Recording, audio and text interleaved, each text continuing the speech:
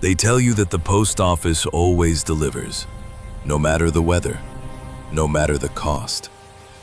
But out on Route 9, 20 miles from the nearest town, stands a facility that operates on a different kind of promise.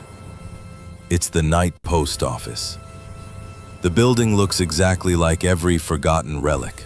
Faded red trim, yellowed floor tiles, and a perpetual low hum that feels less like electricity and more like breathing. This post office doesn't deal in letters or bills. It deals in logistics for the illogical. Its schedule defies time. Its architecture defies blueprints. And its staff are people who have learned not to ask questions. You don't get an interview here. You simply get a set of non-negotiable warnings. Never go outside before 6 a.m.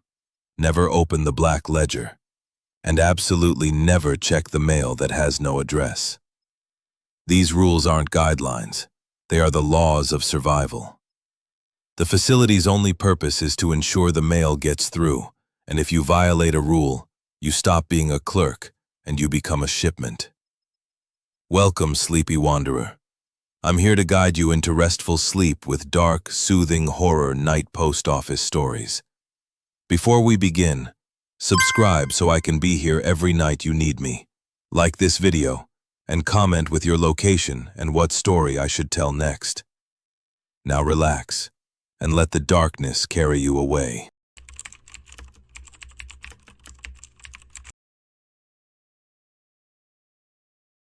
I had never asked about the hatch. In 5 years, I'd perfected the art of staying on the main floor, processing parcels with mechanical efficiency, clocking in and out like a shadow. My father's medical bills demanded consistency, not curiosity. The hospital had called again that week, mentioning experimental treatments, mentioning costs that made my stomach turn. So I showed up, I did my job, and I kept my head down. But that October night, alone on a late Sunday shift, the sorting machine jammed. Not just a paper jam, but something deep in the gears, something that made the whole apparatus groan and shudder like a dying animal. I knew immediately what I needed. An old metric wrench, the kind they don't make anymore, the kind that was stored somewhere in the maintenance wing. I'd avoided that wing for 5 years. There was something about it that felt wrong. Something that made the hair on the back of my neck stand up every time I walked past the entrance. But I didn't have a choice. Without that machine running, I'd miss my quota.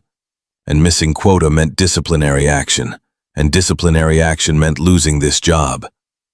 And I couldn't lose this job. The maintenance wing smelled like rust and decades of stagnant air. Cardboard boxes lined the walls, most unmarked, some leaking a dark, oily residue that stained the concrete floor in patterns that looked almost deliberate, almost like words in a language I didn't understand. The fluorescent lights buzzed overhead, one flickering in a rhythm that felt almost deliberate, almost like Morse code. I tried not to think about it. I found the tool cabinet near the back, its metal door hanging slightly ajar, the hinges squealing as I pulled it open. Inside were wrenches, screwdrivers, hammers, all coated in a fine layer of dust. But the metric wrench wasn't there. I checked twice, running my fingers along the pegboard hooks, hoping I'd missed it. Nothing. That's when I remembered the storage area. Deeper in the wing, past the rows of forgotten equipment, past the water-damaged ceiling tiles that hung like rotting flesh. I didn't want to go back there. Every instinct I had screamed at me to find another solution, to call it in, to wait until Monday when the day crew could handle it. But Monday meant explaining why I couldn't do a simple repair. Monday meant questions I couldn't afford to answer. I grabbed my industrial flashlight from my belt and headed deeper into the wing. The temperature dropped the further I went, my breath beginning to fog in the beam of light. The walls here were older, the concrete darker, stained with water damage and something else, something that looked like scorch marks arranged in deliberate patterns. And that's when I saw it. The hatch was massive, easily 6 feet across, made of metal that looked far too thick for any standard building code. Heavy bolts secured it to the floor, each one as thick as my wrist, and a faded yellow sign was bolted to the center. Sealed indefinitely. Authorization required. The metal around it was scored with deep gouges, fresh ones, the kind that exposed bright metal beneath layers of rust and paint. Something had been trying to pry it open from below. I should have left. Every rational part of my brain was screaming at me to turn around, to forget the wrench, to forget the machine, to just get out. But I couldn't stop staring at those gouges. They were too precise, too methodical. Whatever made them had been working at the metal with patience, with intelligence. Then I heard it. Scrape. The sound was long, deliberate, resonant, like bone dragging across metal in a vast, empty space. It came from directly beneath the hatch. I froze, my breath catching in my throat, my fingers going numb around the flashlight. The sound moved slowly, deliberately, circling the underside of the sealed door in a clockwise pattern. Drag. It was louder now, closer to the surface. I could feel it through the floor, a subtle vibration that traveled up through my shoes, through my legs, settling somewhere deep in my chest like a second heartbeat. My hands were shaking so badly I almost dropped the flashlight. But I didn't. Something in me, some morbid curiosity I didn't know I had, made me want to see. There was a gap where the hinge met the frame, barely an inch wide, but enough. I knelt down, my knees protesting against the cold concrete, and aimed the beam through the crack. The light cut through the darkness below, illuminating a space that shouldn't exist according to the building's blueprints. I could see maybe 10 feet down, could see walls of old brick that looked like they'd been there since the 1800s, could see something moving in the shadows. For a split second I saw it clearly. Yellowed, ridged bone. Not human. The structure was all wrong, too long, too curved, segmented like the spine of something that had never walked upright, something that had evolved in darkness, something that had been down there for longer than the building had existed. And then the sound stopped. Completely. The silence was worse than the scraping. I could hear my own heartbeat thundering in my ears, could hear the buzz of the lights behind me, could hear the distant hum of the building's ventilation system, but nothing from below. Then the hatch shuddered. Not a violent shake, but a single deliberate thump, as if something massive had pressed itself flat against the underside with the weight of 1,000 pounds concentrated in one spot. The metal groaned, and I heard something else. A wet, rasping breath, like air being forced through a throat that wasn't designed for breathing, like something was learning how to mimic human respiration. I stumbled backward, my legs tangling beneath me, and the flashlight slipped from my hand. It clattered across the floor, the beam rolling, casting wild shadows that made the walls seem to pulse and breathe. And in that flickering light, I saw the bolts. They were moving. Not unscrewing, not breaking, but vibrating with increasing intensity, the metal groaning under pressure that came from below. Whatever was down there wasn't trying to escape. It was listening. It was learning the rhythm of my heartbeat, the pattern of my breathing. It was marking me. I grabbed the flashlight and ran. My shoes slipped on the oily floor, and I nearly went down twice, but pure adrenaline kept me upright. I didn't stop until I was back on the main floor. The door to the maintenance wing slammed shut behind me. My ID card swiped through the lock 3 times to make sure it was secure. My hands were shaking so badly I could barely hold the card. The sorting machine was still broken. I didn't care. I spent the next 2 hours sitting at my desk, staring at the door to the maintenance wing, waiting for it to open.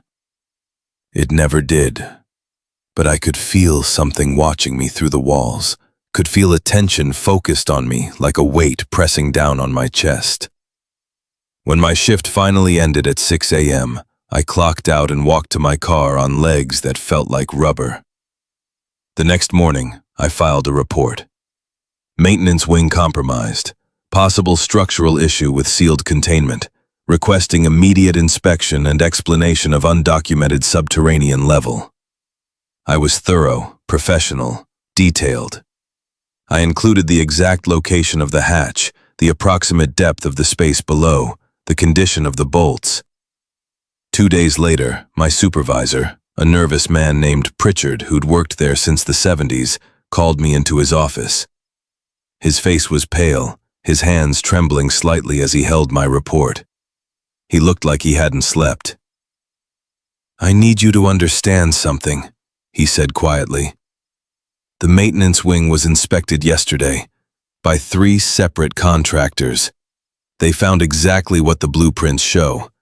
Solid concrete, load-bearing foundation, no hatch, no subterranean level, no void space at all." I stared at him.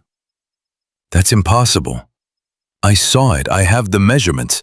I can show you exactly where." "There is nothing there." His voice was flat, final. "The blueprints for this facility date back to 1893. They've never been modified. The foundation has never been breached. What you saw couldn't exist." "Then explain the sound. Explain what I saw through the gap." He was quiet for a long moment, and when he finally spoke, his voice was barely above a whisper. "The post office operates according to specific logistics. Sometimes, those logistics intersect with spaces that aren't on any map.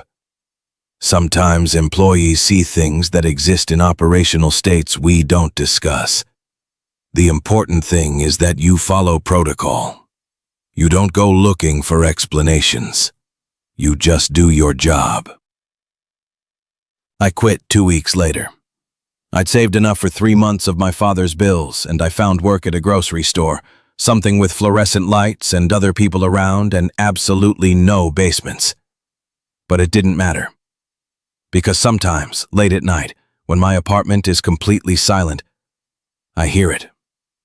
The scraping, the dragging. And I know, deep down, that whatever was beneath that hatch wasn't trying to get out. It was marking me, learning me, waiting for the day I'd come back. Because I've started receiving mail. Letters with no return address, postmarked from the night post office, each one containing a single sentence in elegant cursive. "Your shift begins at midnight." And every night, the letters arrive earlier. Last week, they started appearing at 11 p.m. Yesterday, 10 p.m. Tonight, I found one slipped under my door at 8 p.m. I don't know what happens when they start arriving at midnight, but I know I'm running out of time. And I know that whatever is beneath that hatch has been patient for over a century. It can wait a few more days.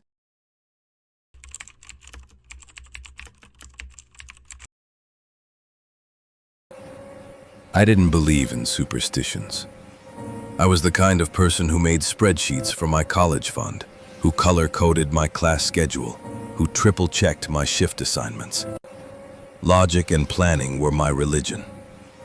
So when I started working the pre-dawn shift at the night post office in December 2012, I treated the warnings like hazing. The older clerk, Maria, had pulled me aside on my first night. She was in her 50s, with the kind of tired eyes that suggested she'd seen things that had fundamentally changed her understanding of the world.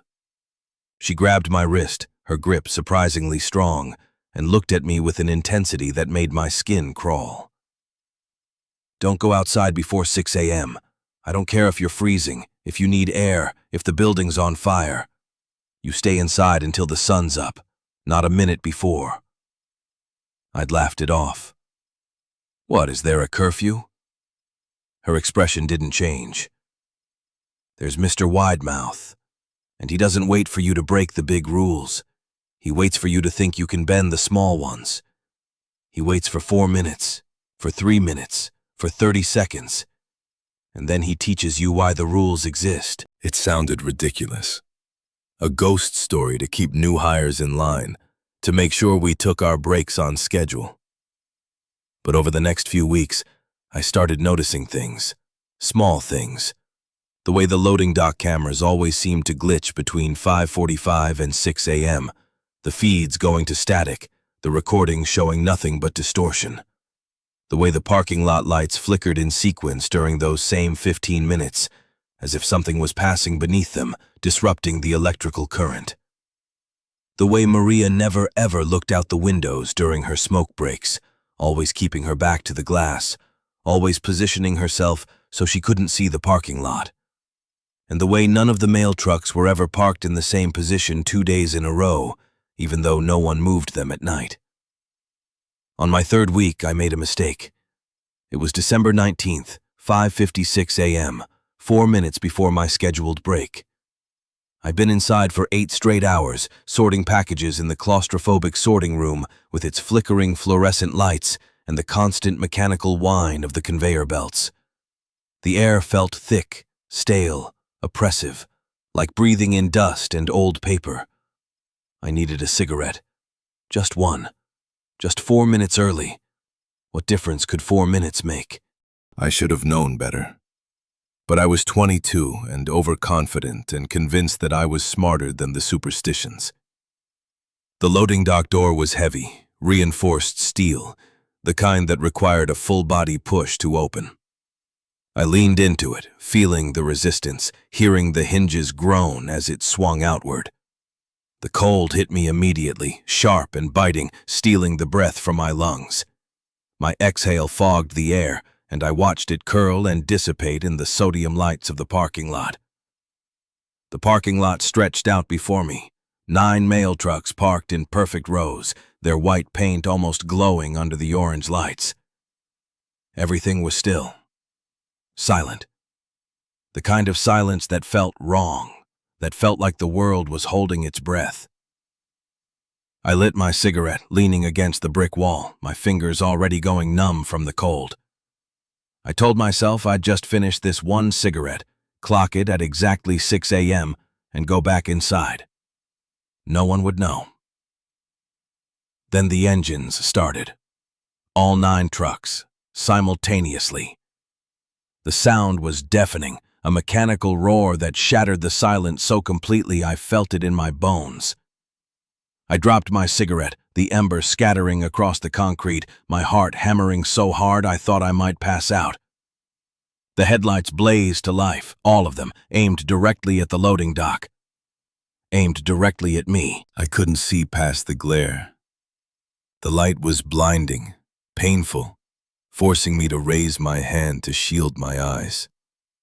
But through my fingers, I could see the trucks vibrating, their engines revving in perfect synchronization. Could see exhaust pouring from their tailpipes in thick white clouds that rolled across the parking lot like fog. I ran. My legs felt like rubber, my breath coming in short, panicked gasps. The steel door was heavier from the inside, my hands slipping on the cold metal handle, my fingers refusing to grip properly. I could hear something behind me now. Not footsteps, not an engine, but breathing. Low, wet breathing, like air being forced through a throat that was too narrow, too damaged. Breathing that sounded almost human, but fundamentally wrong in ways I couldn't articulate. I slammed the door shut, the lock clicking into place with a sound that felt too final, too much like a coffin closing. My hands were shaking. My whole body was shaking. I pressed my back against the door, feeling the cold metal through my uniform, trying to slow my breathing, trying to convince myself it was just a malfunction, just the trucks on some kind of timer. And then I made the mistake of looking through the small window. The window was maybe 6 inches square, reinforced glass, positioned at eye level. Through it, I could see the parking lot. The truck doors were open. All of them. Every single door, driver's side and passenger's side, hanging wide like waiting mouths. The headlights were still blazing, but now I could see more. I could see the mirrors, the side panels, the reflections bouncing off the truck's white paint. And in every reflection, warped by the angle and the light, was a silhouette. It was too tall, at least 8 feet, maybe more. Too broad across the shoulders, the proportions all wrong, like someone had taken a human form and stretched it, distorted it, made it into something that hurt to look at. Its edges seemed to bend the light around it, seemed to create pockets of darkness that didn't match the shadows cast by the sodium lights. Reality itself seemed to be struggling to contain its shape, to process what it was seeing. And then it moved. Not walked, moved. It crossed the distance between the trucks and the loading dock in a way that defied physics, that made my brain ache trying to track the motion. One moment it was 50 feet away. The next moment it was directly in front of my window. I couldn't see its face. I don't know if it had a face in any conventional sense, but I could see its hand. Long, dark fingers, each one easily a foot long, tipped with what looked like bone or horn or something that had grown wrong. It raised that hand slowly, deliberately, and tapped on the glass. 3 times. Tap, tap, tap. The sound was soft, almost polite, like a neighbor asking to borrow sugar. But I could see the glass flexing inward with each strike, could see microfractures spreading from the impact point like spider webs, could feel the vibration through the door against my back. Each tap was precisely spaced, exactly 2 seconds apart, and I knew with absolute certainty that it was counting, that it was giving me a chance to acknowledge what I'd done. I backed away from the door, my legs shaking so badly I nearly fell. The tapping stopped. The headlights cut out, all at once, plunging the parking lot back into darkness. The engines went silent, and when I finally found the courage to look through the window again, blinking away the after images of the headlights, the parking lot looked exactly as it had when I first stepped outside. The trucks were all closed, the doors shut, everything in perfect rows, perfectly normal. Except I knew it wasn't normal. I knew something had been there. I could still feel its attention on me, could still feel the way it had looked at me through that window. Maria was standing behind me. I hadn't heard her approach, hadn't heard her footsteps. She moved like a ghost in that place, like she'd learned how to exist without making sound. Her expression was unreadable, but her voice was steady, tired, the voice of someone who'd had this conversation before. "You went outside." It wasn't a question. I nodded, my throat too tight to speak. 4 minutes early, she continued. You thought 4 minutes wouldn't matter, that the rules were just suggestions, that you were smarter than everyone who came before you. I didn't, my voice cracked. I didn't think. No, you didn't think. She moved past me, unlocking the loading dock door and stepping outside. The sun was just beginning to rise, the faintest glow of pink and orange on the horizon, the first true light of dawn. She turned back, her face illuminated by that pale light, and for a moment she looked ancient, like she'd aged decades in the darkness of the post office. The post office doesn't keep you safe, she said quietly. It doesn't protect you from Mr. Widemouth or anything else that lives in the spaces between the rules. It just tells you the rules of the hunt. And now Mr. Widemouth knows your scent. He knows your rhythm. He knows you're the kind of person who bends rules when you think no one's watching. What does that mean? She looked at me for a long moment, and I saw something in her eyes that might have been pity. It means you need to be perfect now. Never early, never late. Never bend any rule, ever again. Because he's watching. And he's patient. And the next time you slip, even for a second, he'll be there. I never took another break before 6 a.m. I was obsessive about it, checking my watch every 30 seconds, waiting until the second hand hit exactly 12 before I even thought about moving toward the door. I quit that job 6 months later, moved to a different state, found work in an office with normal hours and sunlight and other people. But it didn't matter. Because sometimes, when I'm alone in my apartment, when it's dark and silent and I'm drifting off to sleep, I hear it. The tapping. 3 times. Soft, polite, patient. Tap, tap, tap. Always at exactly 5:56 a.m. And every time I hear it, the sound is a little closer. Last week it was outside my apartment building. Yesterday it was in the hallway. This morning, I heard it on the other side of my bedroom door. And I know that one day, probably soon, I'm going to make another mistake. I'm going to break another rule. And Mr. Widemouth will be waiting. Because he's always been waiting. And 4 minutes was all it took to put me on his list.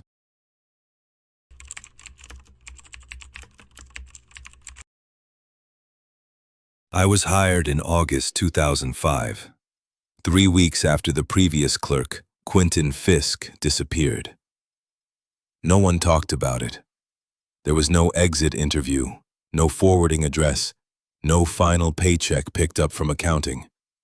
Just an empty desk with a coffee mug still half full, and a new hire notice taped to the break room wall with my name on it. They told me I'd be filing obsolete documents, organizing archives, keeping the administrative area clean and functional. It sounded tedious but safe, the kind of work that let you fade into the background. And for the first month, it was exactly that. I'd show up at 11 p.m., spend 8 hours sorting through decades of shipping manifests and personnel files, and leave at 7 a.m. when the day crew started trickling in. The work was mind-numbing, but I didn't mind. I'd just gotten out of a bad situation, needed a job that didn't ask questions, didn't run background checks too carefully, and the night post office was perfect for that. But I couldn't stop thinking about Quentin Fisk. I'd found traces of him everywhere, a jacket hanging in the break room locker that no one had claimed, a photo on the bulletin board, a faded Polaroid of the night crew from 1998, with Quentin in the back row, eyes tired, shoulders slumped, looking like a man who'd been running from something and finally stopped. There were notes in his handwriting on some of the files I was sorting, meticulous observations about shipment discrepancies, about packages that arrived with no clear origin, about tracking numbers that didn't exist in any database. And then there was the memo. I found it in September, buried in a filing cabinet that had been marked for disposal, clipped to a folder labeled Supervisor Transition. It was a single yellowed piece of paper, the letterhead showing the night post office seal, dated October 15th, 1998. Shift supervisor change approved. Subject, Quentin Fisk. Status, delivered. Replacement logistics coordinator required. Non-questioning temperament preferred. Initiate recruitment phase immediately. Delivered. Not transferred. Not resigned. Not terminated. Delivered. Like he was a package. Like he was cargo. The memo referenced a file location. PM office, Black Ledger, archive reference AB. I'd walked past the postmaster's office 100 times. It was at the end of the administrative wing, behind a heavy wooden door that was always locked, always dark. I'd never seen anyone go in or out. When I asked about it, the few coworkers who'd talked to me would just shake their heads and change the subject. But one night, about 3 weeks after I found the memo, I was doing my rounds, checking that all the file rooms were secure before heading home, and I walked past the postmaster's office. The door was open. Just a crack, maybe 3 inches. Enough to see the dim, amber light from inside, the kind of light that came from an old brass lamp, not the fluorescent overheads that lit the rest of the building. Every instinct I had told me to walk away, to mind my own business, to do my job and collect my paycheck and not ask questions. But I'd spent a month thinking about Quentin Fisk, about what happened to him, about whether the same thing might happen to me. And I needed to know. I needed to understand what I'd gotten myself into. I pushed the door open slowly, the hinges silent, well-oiled. The office was small, cramped, lined with filing cabinets that looked like they hadn't been opened in decades. The air smelled like old paper and something else, something metallic and faintly sweet like copper and decay. And on the desk, illuminated by a single brass lamp with a green glass shade, was the ledger. It was massive, easily 2 feet tall and 18 inches wide, bound in black leather that looked almost organic, like skin that had been treated and preserved.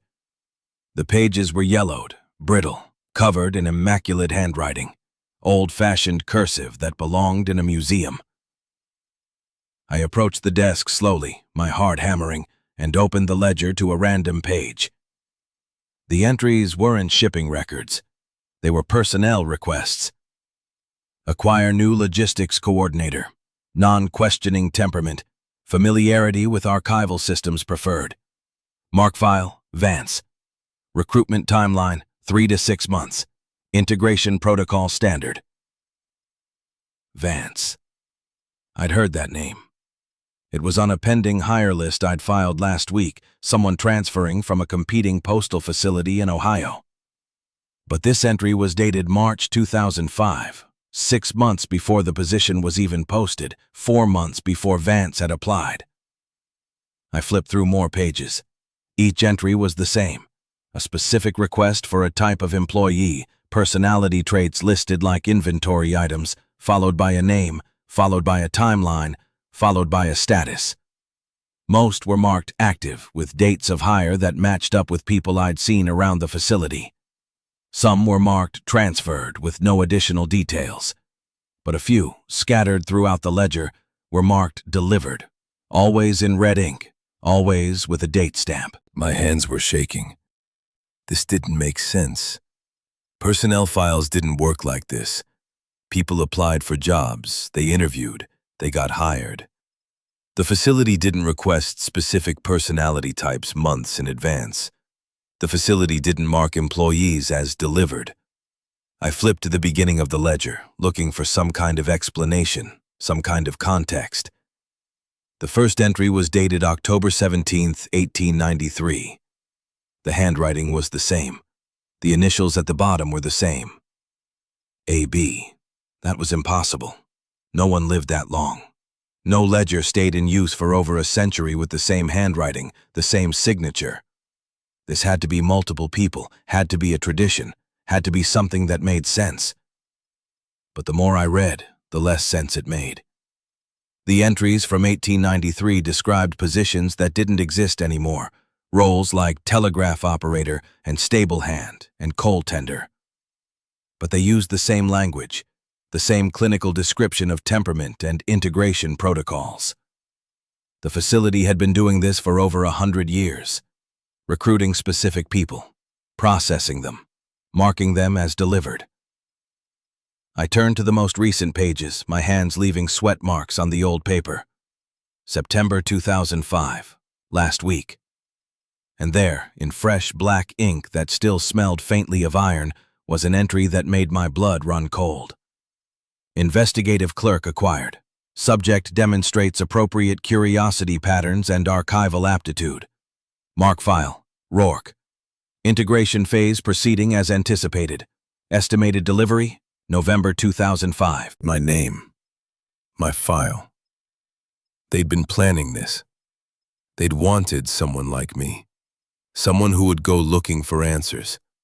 Someone who would find this ledger. This wasn't a job. It was a process. And I was already in the pipeline.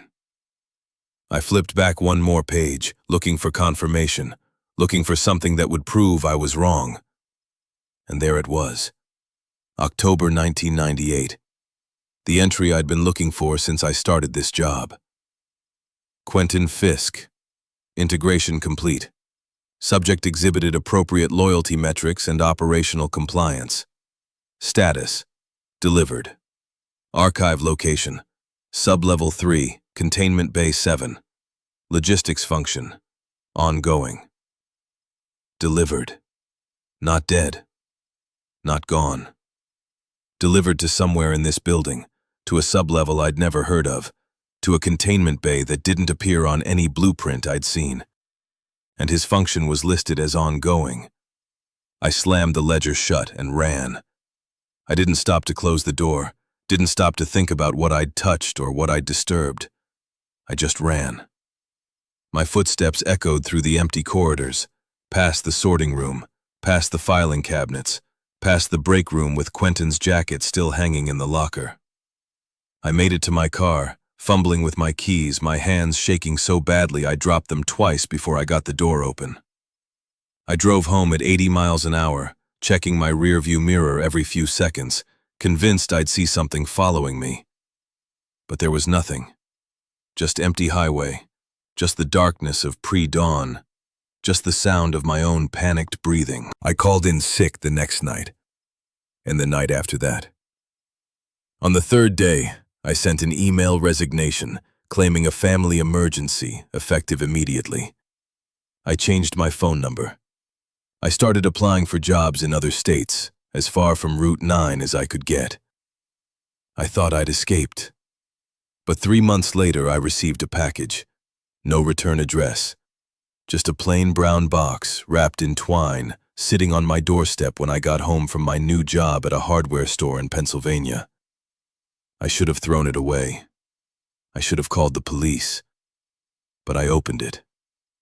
Inside was a single sheet of paper, my employee file from the night post office, marked with the facility's seal, and stamped across it in red ink was a single word: status: delivered. I moved again, changed my name legally, started over in a different city with a different job and a different life.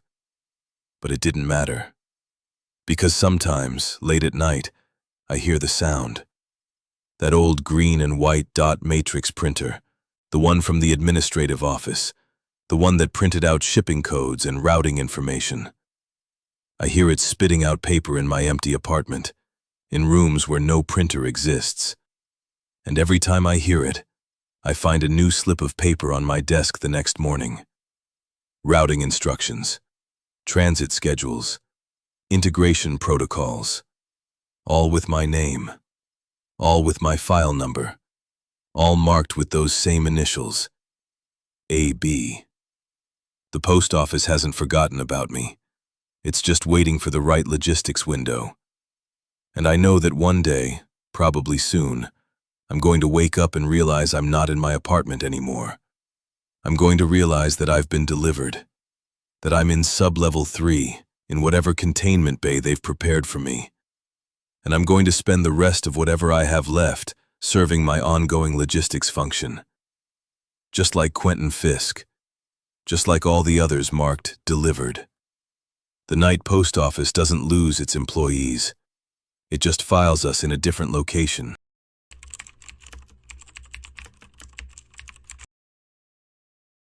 I needed a fresh start.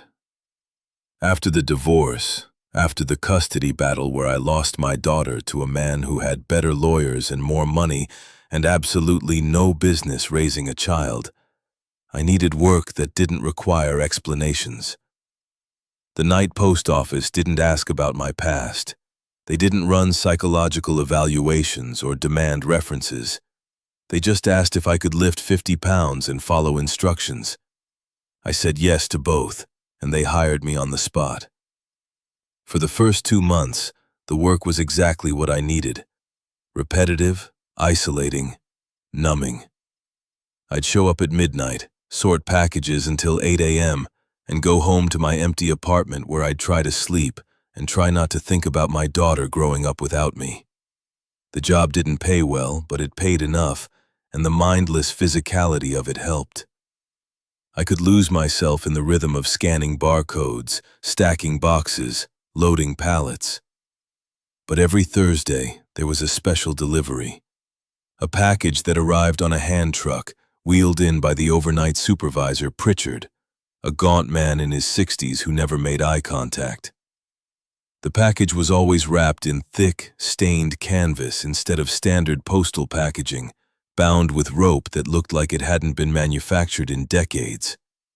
It was roughly the size and shape of a body bag. And it smelled wrong.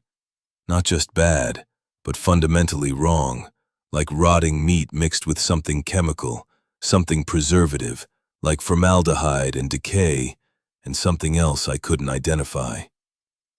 The smell was so strong it made my eyes water, made my stomach turn, made me gag even through the industrial air filters in the sorting room. The instructions were always the same, delivered by Pritchard in his flat, emotionless voice. Deliver to second floor. Leave by sealed door. Do not open. Do not wait. Do not attempt contact. I'd asked about the second floor on my second week. Pritchard had stared at me for a long moment, his expression unreadable, before answering. It's a specialized holding area for a relative of the facility's original owner. He's unwell. The deliveries are medical supplies, specialized treatment items. It's a compassionate arrangement. It didn't feel like medical supplies. Medical supplies came in sterile packaging with labels and inventory codes. Medical supplies didn't smell like death. But I needed the job, and I needed not to think about my daughter. So I did what I was told. Every Thursday at 2 a.m., I loaded the canvas-wrapped package onto the hand truck and wheeled it to the back stairwell. The stairs to the second floor were narrow, steep, the walls stained with something dark that looked like it had been there for decades. There was no lighting except for the flashlight I carried, the beam barely cutting through the oppressive darkness. The air was thick, humid, wrong, and there were sounds. The first time I made the delivery, I heard what I thought were pipes settling, metal expanding and contracting with temperature changes. But by the fourth delivery, I couldn't lie to myself anymore. It was pacing. Heavy, deliberate footsteps directly above me as I climbed, moving in sync with my own steps, tracking my progress. Whatever was on the second floor was waiting for me, was anticipating my arrival. And every week, the pacing got faster, more eager. This particular Thursday in February 2020, the package was heavier than usual. The canvas was torn in several places, and through the tears, I could see something pale and glistening, something that looked organic, something that looked like it had been dead for a while. The smell was overwhelming, thick enough to taste, coating the back of my throat with something oily and rotten. I loaded it onto the hand truck, my hands shaking, and began the climb. The pacing started immediately, but this time it was different. This time I could hear something else mixed with the footsteps, a low, rhythmic thumping, like a heartbeat, like something massive and alive and hungry. I reached the landing, my legs shaking, sweat dripping down my face despite the cold. The sealed door was at the end of a short hallway, rusted and bolted from the outside with 3 heavy deadbolts that looked like they'd been added over decades, layers of security built up over time. The pacing stopped the moment I set the package down. The silence was absolute, oppressive, the kind of silence that presses against your eardrums and makes you dizzy. I turned to leave, to get back down those stairs and back to the main floor, where there were lights and other people, and the possibility of safety. But then I heard it. A sound from the other side of the door, thin, choked, desperate, whimpering, like a child in pain, like someone small and hurt and terrified, crying for help. My maternal instincts overrode my fear. I'd lost my daughter, and the sound cut through me like a knife, hitting every nerve, every suppressed emotion, every desperate need to protect and comfort. Without thinking, I knelt by the door, my voice soft, soothing, using the tone I'd used when my daughter had nightmares. "Hey, it's okay. I'm here. I'm going to help you. Everything's going to be all right." The whimpering stopped. For a moment, there was complete silence, and then the door shuddered. Not from an impact, but from weight. Something massive pressing against it from the other side. Something so heavy I could see the metal flexing, the bolts straining in their mounts. And then the sound changed. It happened in an instant, a transformation so complete and so horrifying that my brain struggled to process it. The whimpering became something else. Wet, ravenous. The sound of an animal feeding, tearing meat from bone, consuming with desperate, violent efficiency. It sounded like hunger that had been denied for too long, like starvation finally ending. The canvas package exploded, not from the outside, but from something inside. The fabric tore with a wet, ripping sound, and the contents spilled across the floor in front of the door. Chunks of raw, glistening meat. Organs. Bones still attached, some of them clearly not animal, some of them shaped wrong, human but distorted. And covering everything was a thick, preservative fluid that smelled like embalming chemicals and rot. Through the crack beneath the door, I saw fingers. Long, emaciated, the skin gray and mottled, tipped with jagged nails that looked like they'd been filed to points on stone.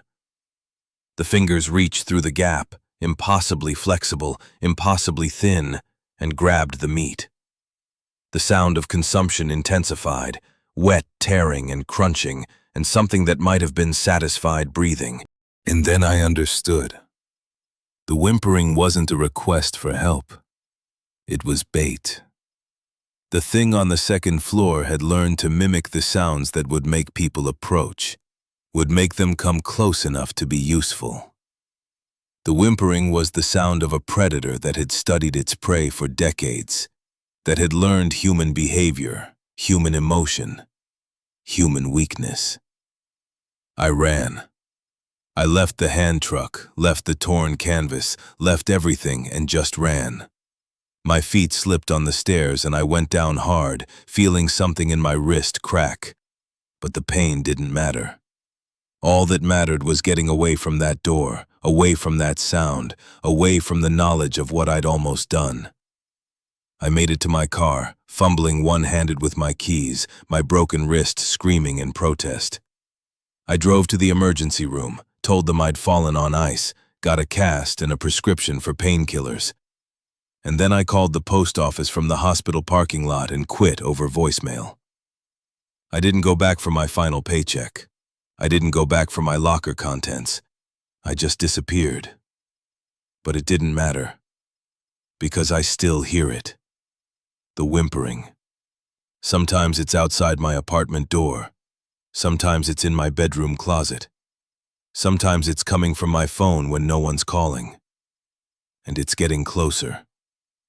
Last week I heard it in my bathroom while I was in the shower, and when I got out, there were long, thin scratches on the inside of the bathroom door, marks made by something that had been trying to get in. The thing on the second floor isn't confined to the post office. It never was. The building was just keeping it fed, keeping it satisfied with weekly deliveries. But I interrupted that routine. I heard the trap. I understood what it was doing. And now it's hunting me specifically, using the same bait, the same tricks, waiting for the moment when I'm vulnerable enough, lonely enough, desperate enough to open the door and let it in. Because that's what it does. It finds people who want to help. People who have that instinct to protect and comfort. And it uses that instinct as a weapon. And I know that one day, probably soon, I'm going to hear that whimpering when I'm at my lowest point. When I'm thinking about my daughter and missing her and wishing I could save someone. And I'm going to open the door. And whatever happens after that, whatever the thing on the second floor does to me, will become the next Thursday delivery for whoever replaces me.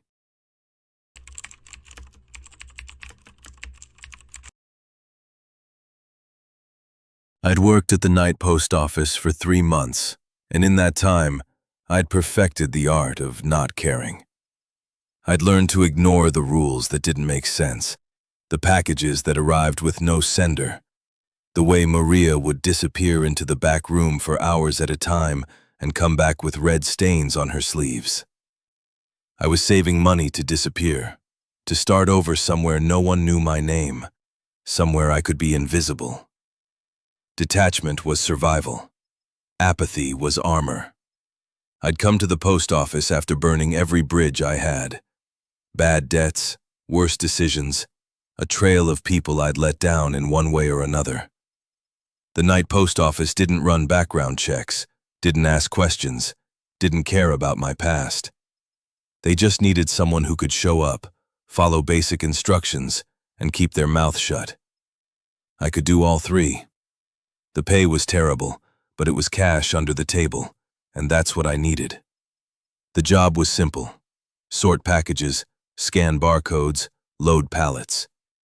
The building was strange, sure. The layout didn't make sense, with hallways that seemed to change length and doors that opened onto rooms that shouldn't fit in the available space. But I'd worked stranger places.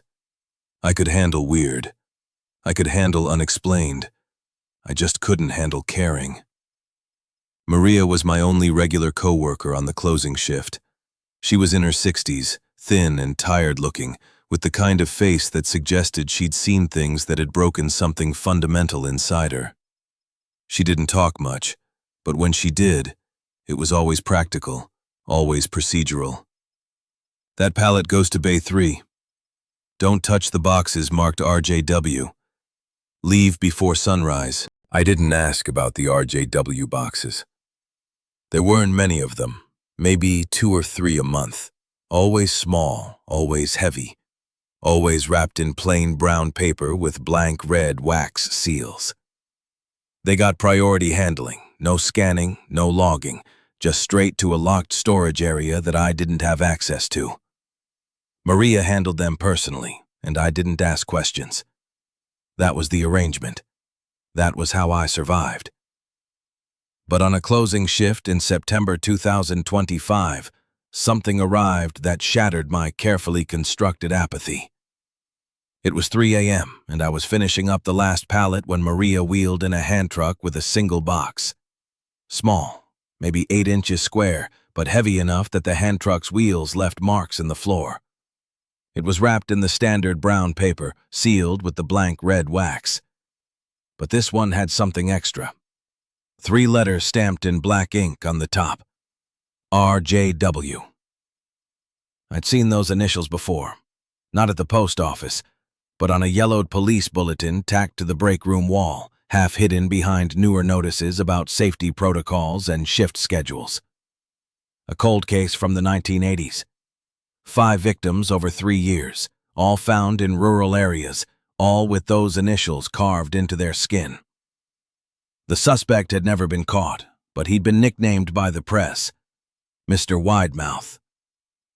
I'd read about the case online after seeing the bulletin, curiosity getting the better of my apathy.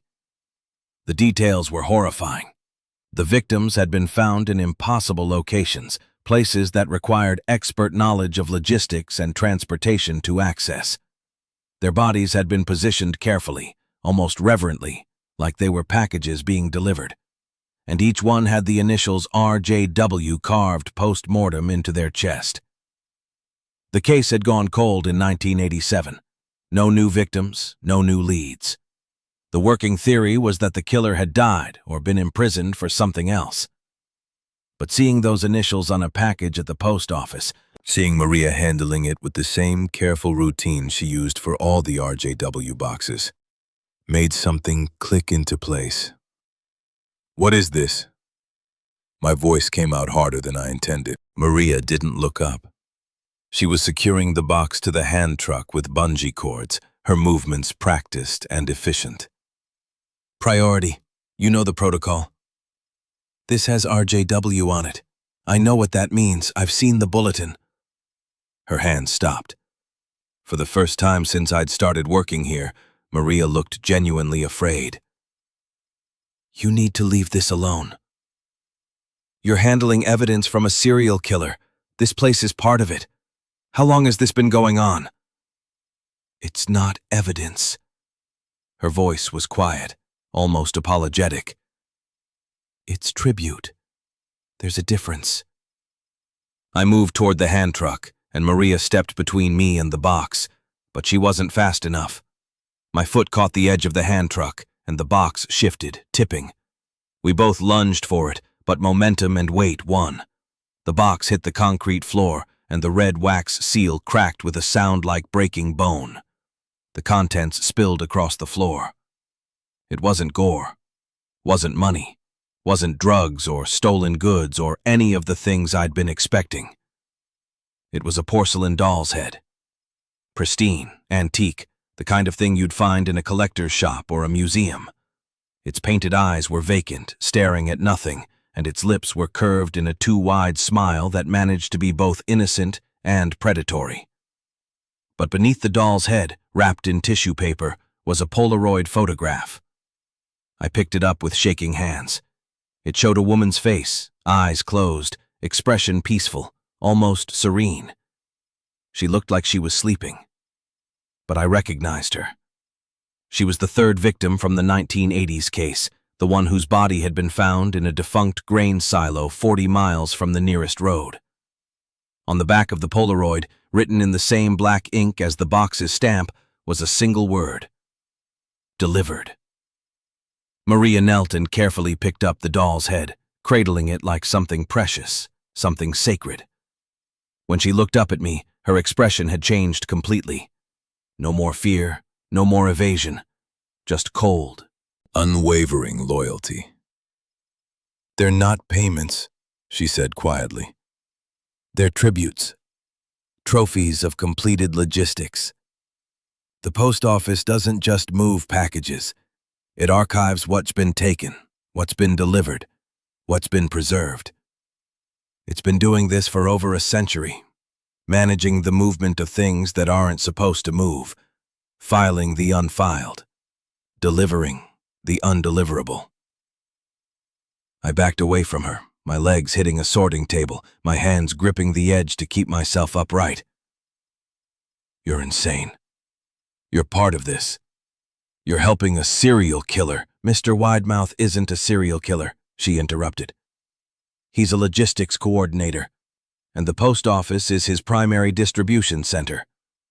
We don't create the packages, we just ensure they reach their proper destinations. Archive location, preservation status, final documentation. It's all part of the system. I'm calling the police. Maria stood, still holding the doll's head, and smiled sadly. The police can't help you. They don't have jurisdiction over postal operations, especially not ones that exist in operational states they don't acknowledge. And even if they did, what would you tell them?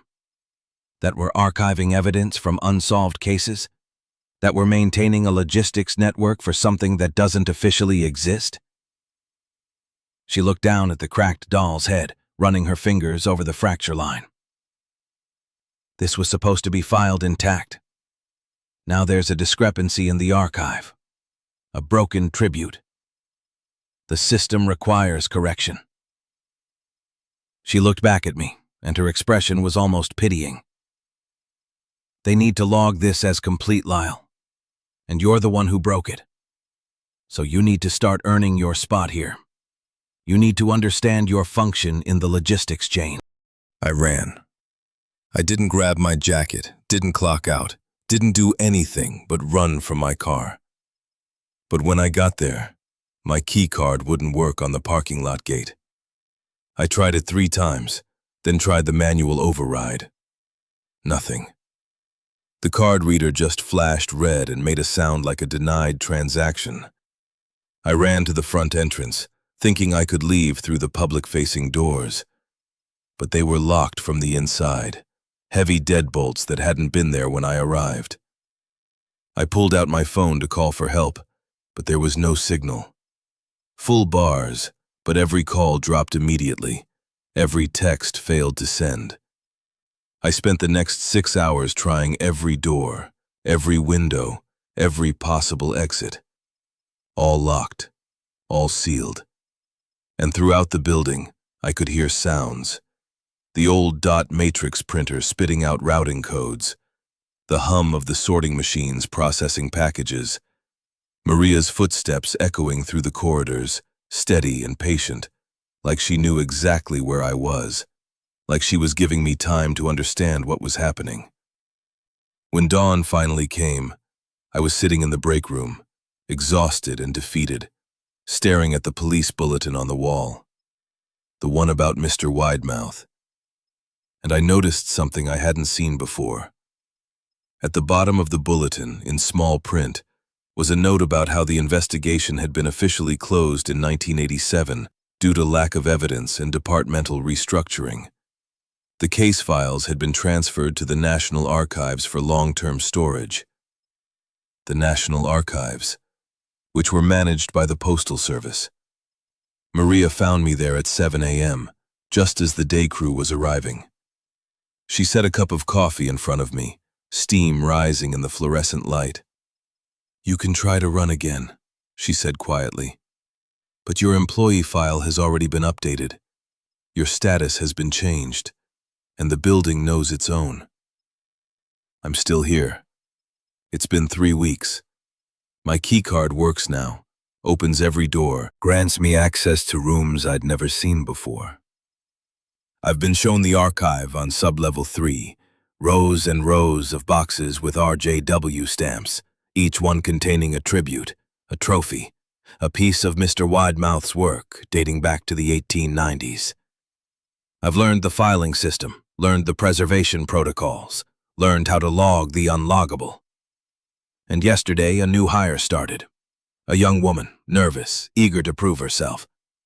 Maria introduced her to me and asked me to show her the sorting procedures. And this morning, I found a box on my desk. Small, heavy, wrapped in brown paper and sealed with blank red wax. On top, stamped in black ink, RJW. And beneath it, in fresh handwriting I didn't recognize, a name. Lyle Denton. Status: processing. I understand now. The night post office doesn't just handle packages. It processes people. It integrates them into the system, assigns them functions, and eventually files them permanently. I'm not an employee anymore. I'm a logistics item. And one day soon, probably when I've served my function, when I've helped Maria train enough new hires, when I've archived enough tributes, my status will change from processing to delivered. And I'll join Quentin Fisk and all the others in sublevel 3, in whatever containment bay they've prepared for me, serving my ongoing logistics function for as long as the building needs me. The night post office on Route 9 is still operating, still hiring, still delivering. And if you ever see a job posting for a night post office, if you ever get offered work at a facility that doesn't ask questions, if you ever find yourself processing packages that don't make sense, remember this: you're not being hired. You're being acquired. And the final delivery is always yourself.